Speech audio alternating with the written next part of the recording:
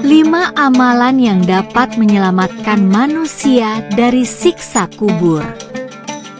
Ketika seseorang telah berada di alam kubur, ia tidak membawa apa-apa dari dunia kecuali amal perbuatannya. Harta, benda, bahkan keluarga yang dicintainya tidak dapat ikut bersamanya. Namun, ada beberapa amalan yang diajarkan Rasulullah Shallallahu Alaihi Wasallam yang dapat menjadi penyelamat manusia dari siksa kubur. Apa saja amalan tersebut? Amalan penghalang siksa kubur. Dalam sebuah hadits dikatakan, amal saleh menjadi satu-satunya bekal yang mengiringi jenazah di alam kubur.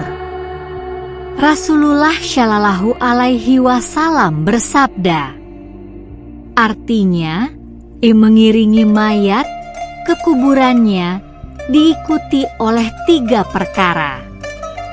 Maka pulang kembali 2 perkara dan tetap tinggal bersamanya 1 perkara. Mayat diiringi oleh keluarganya, hartanya, dan amalnya. Maka pulang kembali keluarga dan hartanya dan tetap tinggal amal perbuatannya. HR Bukhari dan Muslim.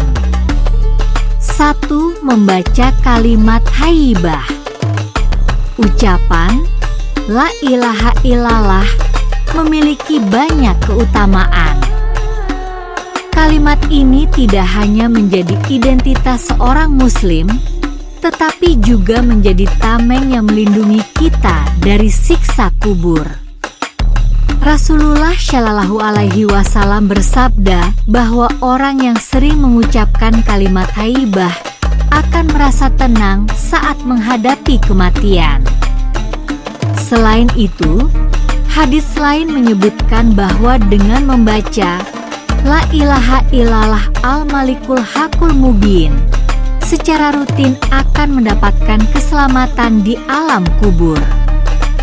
Artinya, siapa saja yang membaca kalimat La ilaha illallah al-malikul hakul mubin sebanyak 100 kali setiap harinya, maka pasti aman dari kemiskinan, siksa kubur, terbuka pintu rezeki dan pintu surga baginya.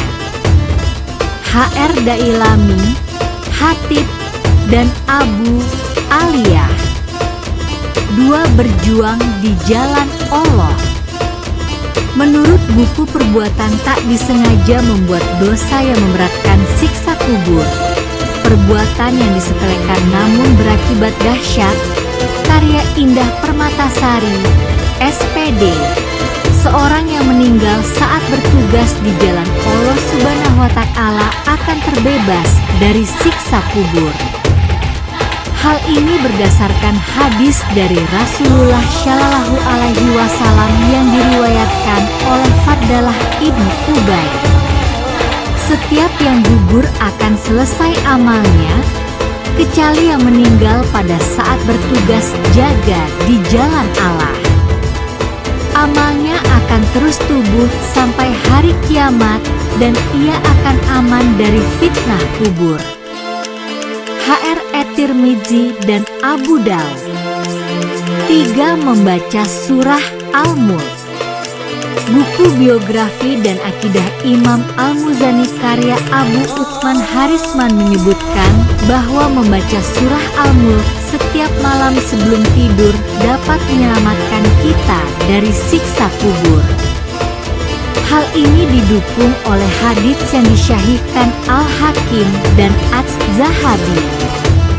Artinya, barang siapa yang membaca Tabarakalladzi biyadihil mulku surah Al-Mulk tiap malam, Allah Subhanahu wa Ta'ala akan mencegahnya dari siksa kubur. Kami, para sahabat, di masa Rasulullah Shallallahu Alaihi Wasallam menamakannya surah Al-Ma'aniyah yang mencegah dari azab kubur. HR An-Nasai.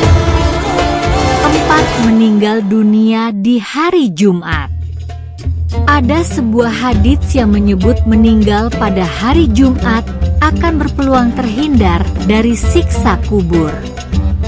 Diriwayatkan Abdullah bin Amr, Rasulullah Shallallahu Alaihi Wasallam bersabda, artinya, tidak ada seorang muslim pun, laki-laki atau perempuan, anak kecil maupun dewasa, meninggal dunia pada hari Jumat atau pada malam Jumat, melainkan Allah akan melindunginya dari fitnah kubur. HR Ahmad.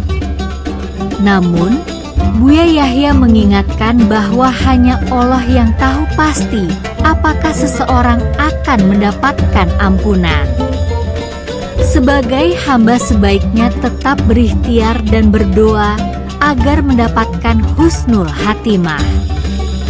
Apakah orang yang meninggal pada hari Jumat akan pasti diampuni dosanya?